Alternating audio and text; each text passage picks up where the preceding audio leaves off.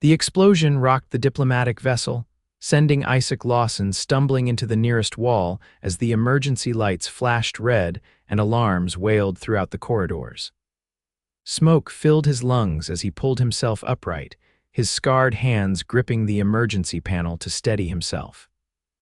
The ship's AI blared warnings about hull breaches in sectors 3 through 7, but Isaac knew what he had to do.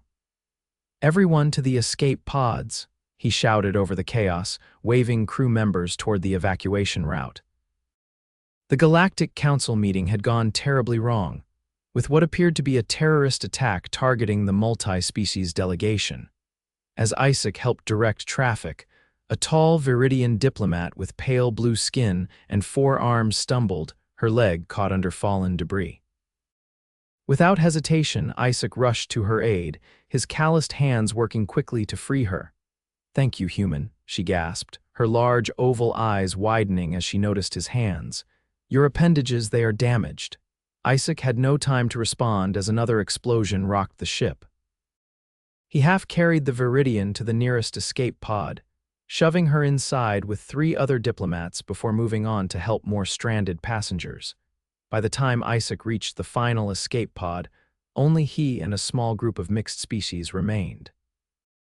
Among them was Trell, a Noxarian scientist with chitinous plates covering his elongated head and a perpetual look of disdain for most other species.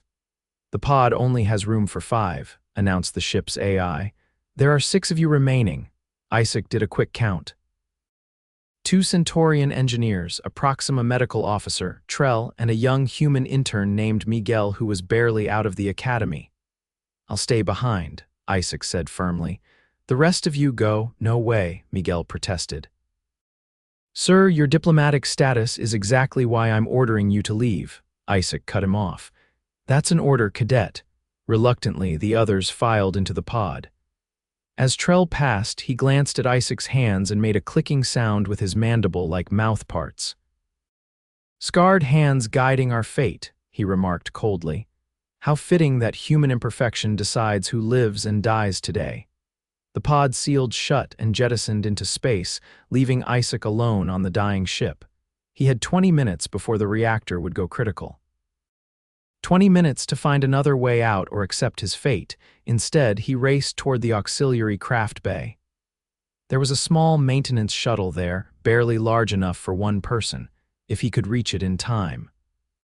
3 days later, Isaac awoke in the medical bay of the Galactic Council's orbital station above Proxima Centauri b. His body ached from the rough emergency landing he'd managed in the maintenance shuttle. "He's awake," announced a voice. Isaac turned his head to see a team of medical staff, a mix of humans and aliens, monitoring his vitals. Standing at the foot of his bed was Ambassador Kell, the Arcturian head of the Galactic Council Security Committee. "Mr. Lawson," Kell said, his translucent skin shifting colors as he spoke, "you've become quite the hero.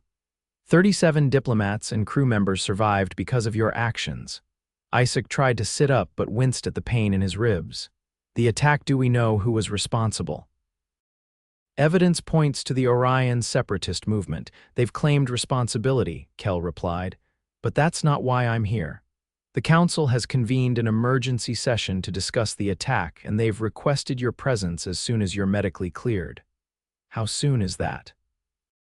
Isaac asked, looking at the medical officer. "Tomorrow morning," replied the doctor, a tall human woman with graying hair. "Your injuries are significant but not life-threatening.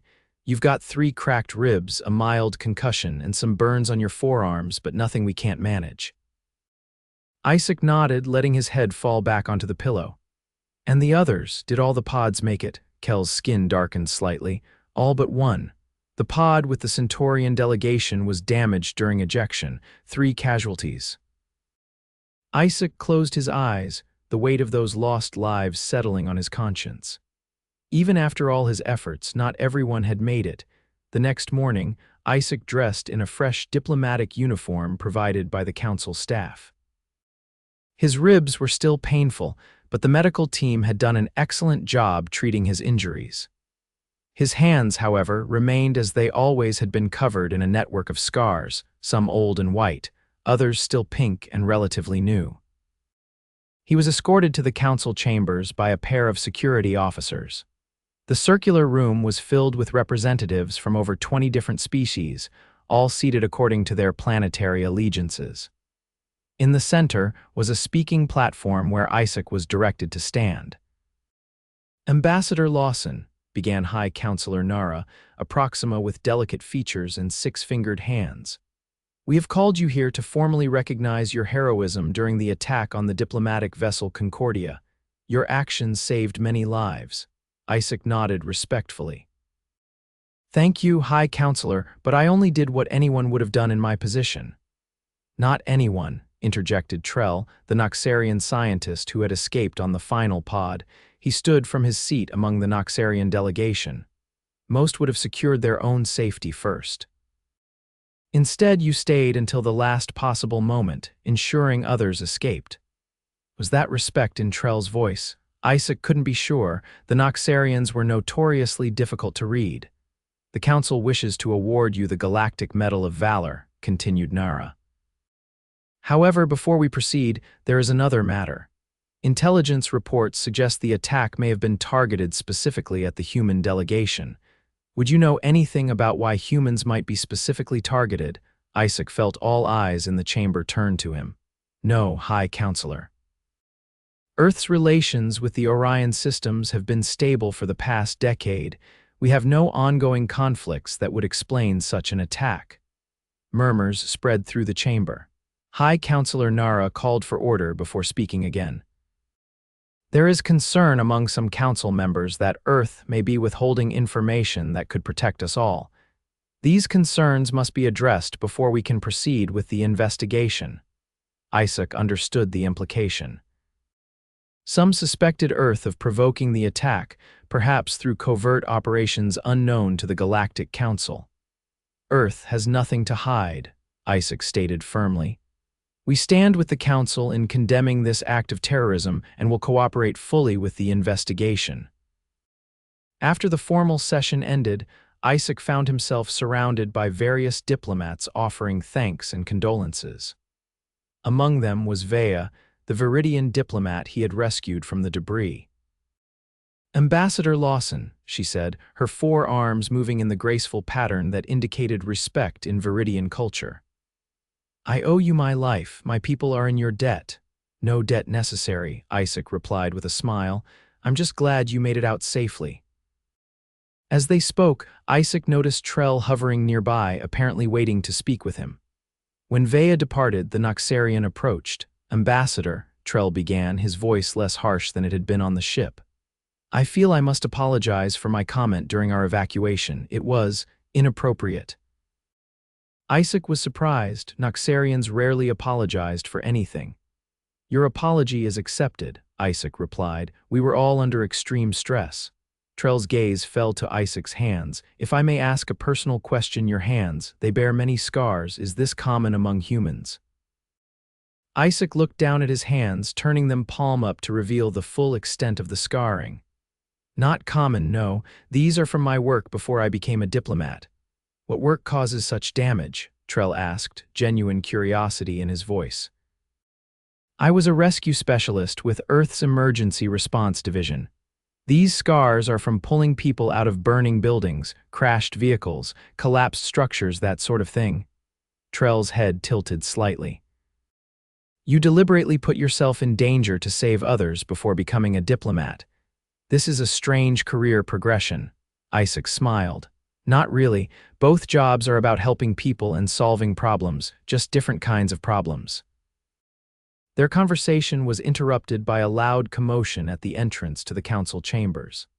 Isaac turned to see a group of armed security officers escorting someone in restraints, a human man with a shaved head and cold eyes. "What's happening?" Isaac asked a nearby security officer. "Captured an Orion separatist operative trying to infiltrate the station," the officer replied. "Human collaborator." Isaac felt a chill run down his spine, a human working with the terrorists who had attacked the Concordia. This would only reinforce the suspicions some council members already harbored about Earth's involvement. "I need to speak with him," Isaac said decisively. That's not possible, Ambassador. He's being taken for interrogation. Isaac turned to Trell. Can you use your council security clearance to get me access? This could be critical for clearing Earth's name. Trell seemed to consider for a moment before nodding. I can arrange it, but I will accompany you. The prisoner may have valuable scientific intelligence as well. 2 hours later, Isaac and Trell entered a secure interrogation room where the captured operative sat handcuffed to a table. The man looked up, his expression unchanging as Isaac took a seat across from him. My name is Ambassador Isaac Lawson. I represent Earth in the Galactic Council. The man snorted. I know who you are, Lawson, Earth's pet diplomat. How does it feel to be a traitor to your own species? Isaac remained calm. I'd say you've claimed that title for yourself. Why attack a diplomatic vessel? What could the Orion separatists possibly gain? You really don't get it, do you? The man leaned forward. Earth is being colonized in slow motion. These aliens don't respect us, they tolerate us because we're useful. The separatists understand that humanity needs to stand on its own. By murdering innocent diplomats, Isaac challenged. Collateral damage in a greater cause, the man replied coldly. Look at you, scarred and broken from years of service. What has it gotten you? They mock your scars behind your back, you know, the primitive human with his primitive injuries. Isaac felt Trell shift beside him but kept his focus on the prisoner. Each scar on my hands represents a life saved. I'm proud of them, the man laughed. Noble sentiment, but while you're saving lives one at a time, the Council is deciding the fate of billions. Wake up, Lawson. There's a war coming and you're on the wrong side. What war? Isaac pressed. What are the separatists planning? The prisoner simply smiled and leaned back in his chair.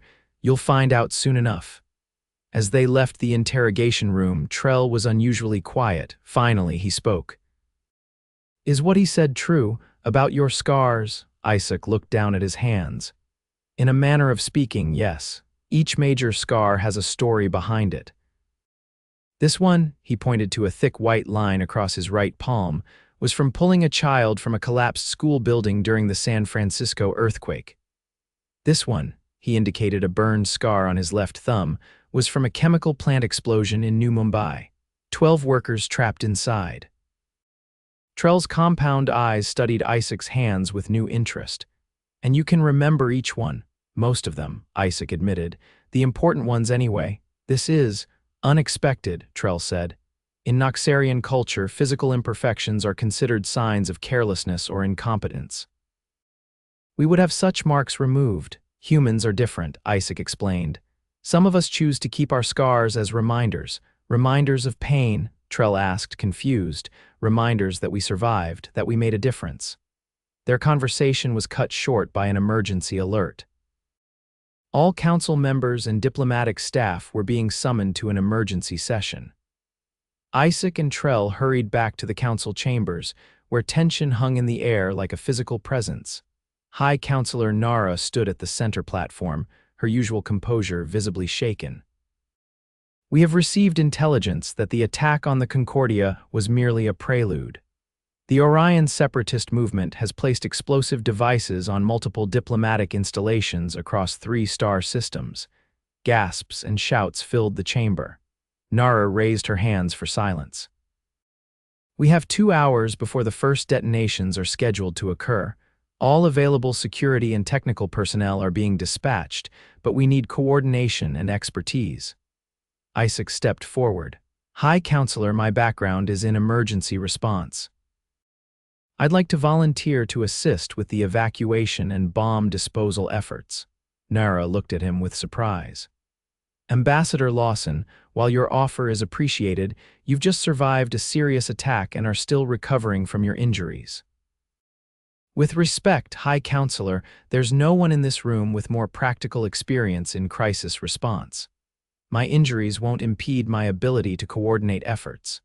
After a moment's consideration, Nara nodded. Very well, you will work with Security Chief Vox to coordinate our response. Security Chief Vox was a Centaurian with a reputation for efficiency and a no-nonsense approach. He greeted Isaac with a curt nod as they entered the station's command center. Ambassador, I understand you have experience in these matters. 15 years with Earth's Emergency Response Division before I joined the Diplomatic Corps, Isaac confirmed. What do we know about the devices? Vox brought up holographic displays showing various diplomatic facilities. 7 locations, all with similar explosive signatures. The devices appear to be quantum-linked, making remote disarming difficult. Isaac studied the displays. We need to prioritize. Which location has the highest population density? The Proxima Embassy on Tau Ceti E, approximately 3,000 personnel and visitors. Start there, Isaac directed. I'll need a direct communication link to the team on the ground. For the next hour, Isaac guided evacuation and bomb location efforts across multiple facilities. His experience proved invaluable as he helped teams navigate complex building systems and identify likely placement points for explosives. Trell had joined them in the command center, offering scientific insights on the explosive compounds being used. As they worked, Isaac noticed the Noxarian watching his hands as they moved across the holographic displays, pointing out structural weaknesses and evacuation routes. Ambassador, we've located the device at the Proxima Embassy, reported a security officer. It's in the central ventilation hub, but there's a problem. The access corridor is partially collapsed and the opening is too small for our bomb disposal drones. Isaac considered the options. Is there a manual override for the ventilation system? We might be able to isolate that section and contain the blast. Negative. The system is integrated throughout the building. Isaac made a quick decision. I need a shuttle to Tau Ceti immediately. Vox looked at him sharply. You're proposing to go personally. That's not advisable. I've dealt with similar situations before, Isaac insisted. And from what you've shown me, the opening is large enough for a human to navigate. It's too dangerous, Vox argued. We should focus on evacuation and accept the structural loss.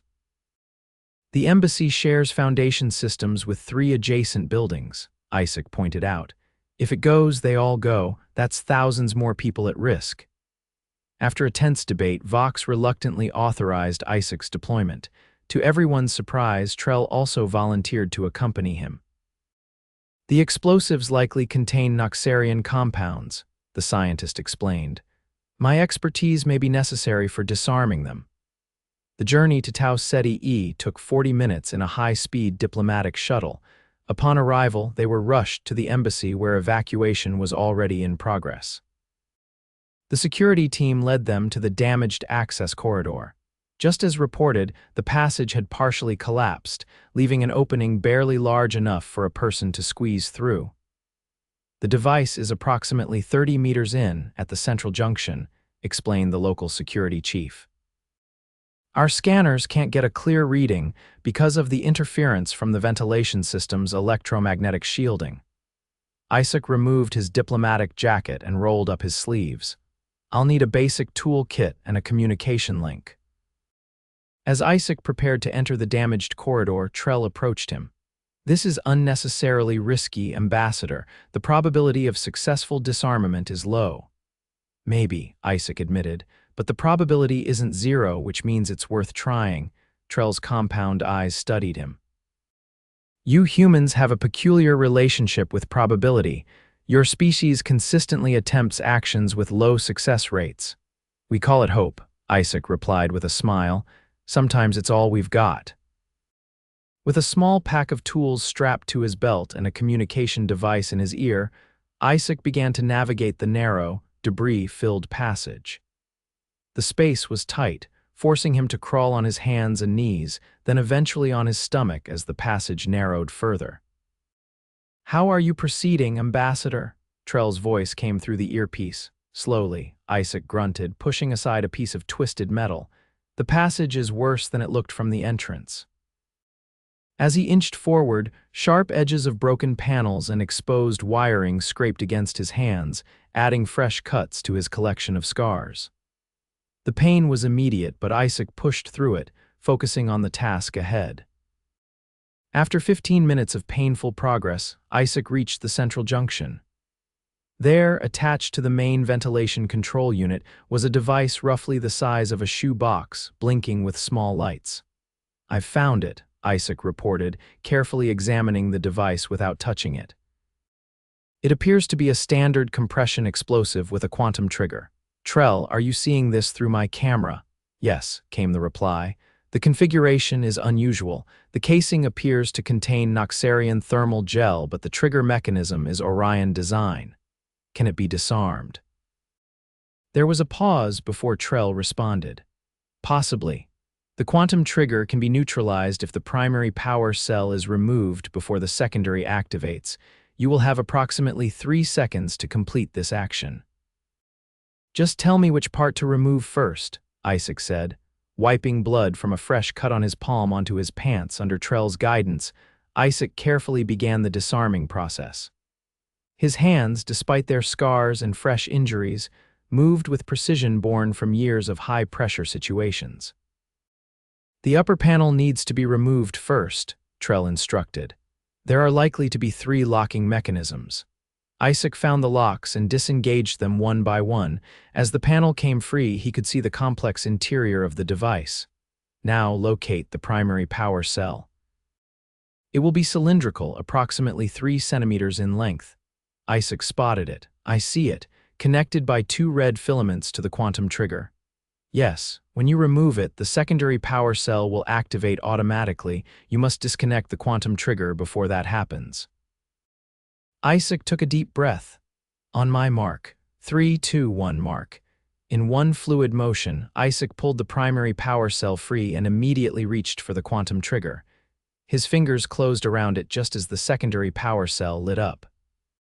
With a firm tug, he disconnected the trigger with less than a second to spare. The device went dark. It's done, Isaac reported, exhaling slowly. The device is neutralized. There was an audible sigh of relief over the communication link. Well done, Ambassador, came Vox's voice. Now please extract yourself from that location immediately.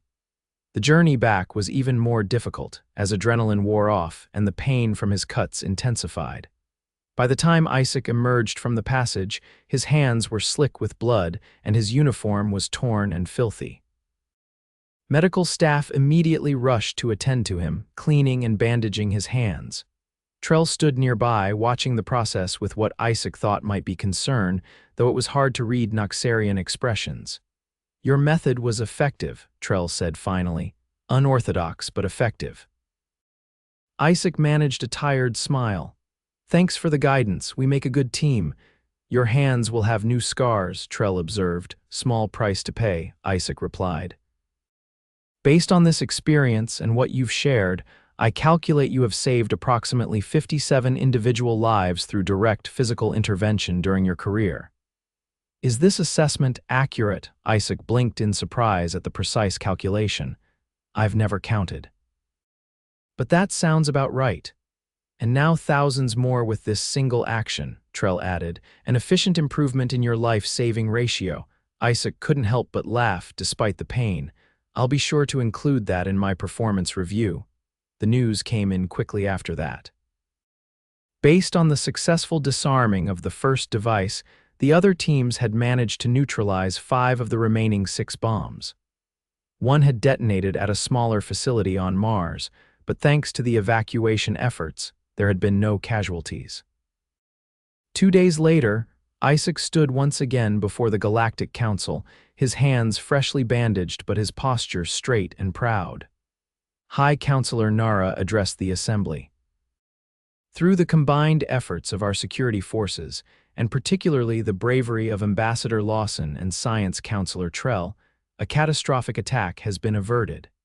The Council extends its deepest gratitude to all involved. Formal commendations were presented, and speeches were made about unity and vigilance. When the ceremony concluded, Isaac found himself approached by a group of diplomats from various species, including several who had been on the Concordia with him. Vea, the Viridian he had rescued, gestured to his bandaged hands. You have added to your collection of scars, Ambassador. Your hands must pain you greatly. They'll heal, Isaac assured her. The bandages come off next week. A Proxima diplomat clicked his tongue. Humans and their fragile integuments. Have you considered synthetic skin grafts? They would eliminate both the pain and the unsightly scarring. Before Isaac could respond, Trell stepped forward. You misunderstand the significance. Ambassador Lawson's scarred hands are not a deficiency, but a record of service. The gathered diplomats turned to the Noxarian in surprise. It was rare for a Noxarian to defend any physical imperfection, let alone a human's. Each scar represents a life saved, Trell continued.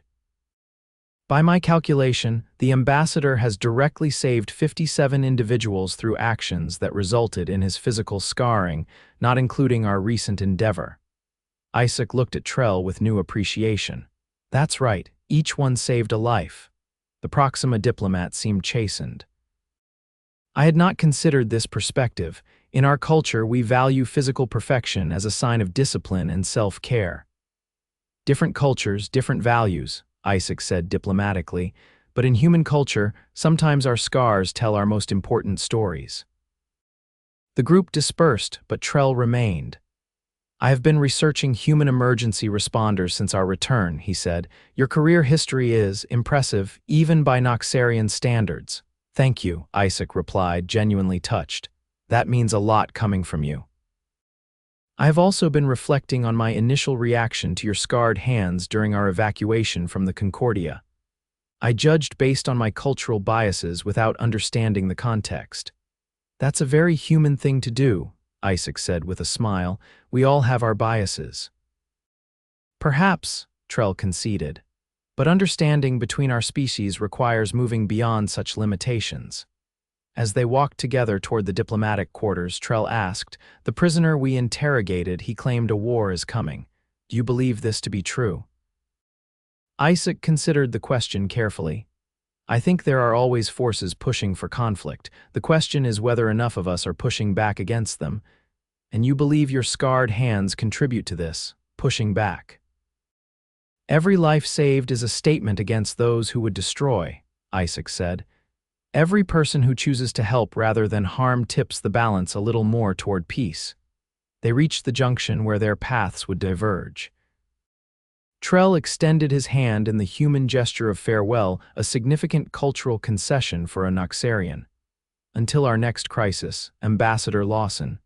Isaac shook the offered hand carefully, mindful of his bandages. Let's hope it's just a diplomatic dinner next time. Trell made a sound that might have been a Noxarian version of laughter. With our combined history, that seems statistically unlikely. 6 months later, Isaac stood at the viewport in Earth's orbital station, watching shuttles arrive for the first Galactic Council summit to be held in the Sol system. His hands had healed, though the new scars were still pink against the older white ones. Earth's inclusion as host for the summit was a direct result of Isaac's actions during the terrorist crisis. The investigation had cleared Earth of any complicity, and instead revealed a complex plot by a small faction of extremists from multiple species, including humans, who believed that interstellar cooperation was weakening their respective civilizations. The door to the observation deck slid open, and Isaac turned to see Trell enter. The Noxarian scientist had become, improbably, something of a friend over the past months. Ambassador, Trell greeted him, the Noxarian delegation has just arrived. I thought you might like to know that the Council has unanimously approved the joint emergency response initiative you proposed. Isaac smiled. That's excellent news. With shared protocols and training, we'll be much better prepared for any future crises. Indeed. And the scientific exchange provisions will benefit all member species. Trell moved to stand beside Isaac at the viewport. I have brought something for you. The Noxarian held out a small box. Curious, Isaac opened it to find a device about the size of his palm, elegant in its simplicity. It's a portable medical regenerator, Trell explained. Specifically calibrated for human physiology. It will not remove existing scars, but it can prevent new ones from forming during emergency situations. It also accelerates healing by approximately 200%. Isaac was touched by the thoughtfulness of the gift. This is incredibly generous, Trell, thank you. It seemed appropriate, Trell said. Your hands have done enough service to earn some protection. And while I now understand the significance of your scars, there is no virtue in unnecessary suffering. Isaac carefully placed the device in his pocket. I'll keep it with me, though I hope I won't need to use it anytime soon. As do I, Trell agreed. However, based on statistical analysis of your career to date, I calculate a 78.3% probability that you will find yourself in another life-threatening situation within the next standard year. Isaac laughed. Those are better odds than I would have guessed. As they watched Earth rotating slowly below them, Isaac reflected on how far interspecies understanding had come. From mocking his scarred hands to respecting what they represented, Trell's journey mirrored the larger progress being made throughout the Galactic Council. You know, Isaac said thoughtfully, in ancient Earth cultures, warriors would sometimes count their scars as badges of honor, not because they loved fighting, but because each scar meant they had survived a challenge. A reasonable perspective, Trell observed. Survival itself is a significant achievement. More than that, Isaac added, each survival meant another day to make a difference, another chance to save a life, solve a problem, or build something new. An optimistic view of existence, Trell noted. Very human. Maybe so, Isaac admitted.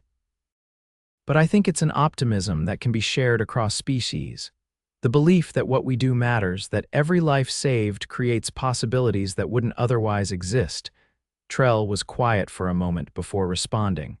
An intriguing hypothesis. It would be interesting to quantify the cascading effects of individual rescue actions across generations. Some things defy quantification, Isaac said with a smile, but that doesn't make them any less real.